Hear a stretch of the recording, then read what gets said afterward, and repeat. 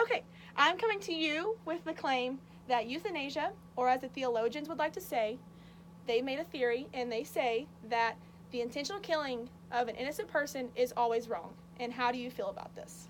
Okay, so this theory is based on most likely religions, Christianity, or any type of moral standard of religion. So the way of saying it is always wrong, well, nowadays in our society, we do have rights, we do have choices. Besides marriage, besides the rights that we have individualistically, we own our lives. A theologian would counter by saying that God owns our lives, so you have to look at morality. So I would just have to say that we own our lives, and a person that is choosing to end their life has the right to do so. Okay, so coming to you from a utilitarian point of view, utilitarians like to believe that whatever makes the most happiness out of a situation is or in other words, like the correct decision to make. So if this situation, the premature death of someone, like killing themselves, brings about more unhappiness, is that still okay? Like if everyone else in this situation was affected in a negative way, everyone else was sad and wasn't ready for him to leave, but he was, and it made everyone else unhappy. Is it still okay? So you're talking about a family's unhappy, Yes. sadding, mourning the loss of a loved one. Yes. Well, if the loved one is feeling unbearable suffering at the point where they need to die, it is their choice whether they live or die, because the relatives and the loved ones don't know that the suffering that they're going through, and by ending their lives through euthanasia, through assisted suicide, whatever need be, active or passive, the way this can happen is the alleviation that will happen throughout the family would be they get to see that the patient has no more suffering because they're dead.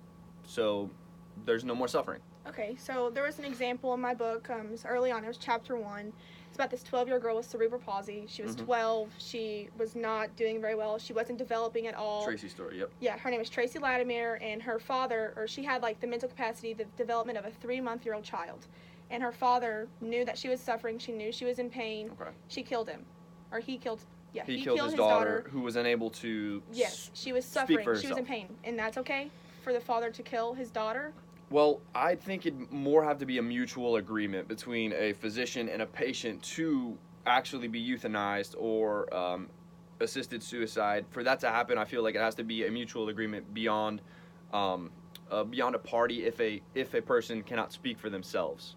So, I mean, if a person cannot speak for themselves, it is the person's right to decide. It is not anyone else's right to decide. So, if a person cannot admit that they want to end their lives, I don't think their lives should be taken, because that is, as you said, killing innocent people is always wrong. The intentional killing, you are intentionally killing that person who has no right or no able say to say, okay, do not kill me, please kill me. They don't have a right to say it because they can't translate their thoughts. So I agree with you that is wrong. Yeah, so the premature death, so she wasn't exactly supposed to be dead at that time, and her father killed her. Mm-hmm. So, yeah, that's a form of homicide, but it was euthanasia because she was a premature death, and that's not correct. I believe if euthanasia was implemented correctly, then that is incorrect. But can you give me an example of a correct euthanasia? When yes, both parties agree, the physician and the patient, if they both agree that they're beyond unbearable suffering, the physician says that they can no longer help the patient anymore and they have nothing else to do for them, their life is set at chance and their suffering is unbearable, it is their choice both whether it is assisted suicide or active euthanasia. So if that is implemented correctly, then a person has an opportunity to choose whether they are able to, or the doctor helps them live or die. Okay. Thank you. Have a good night.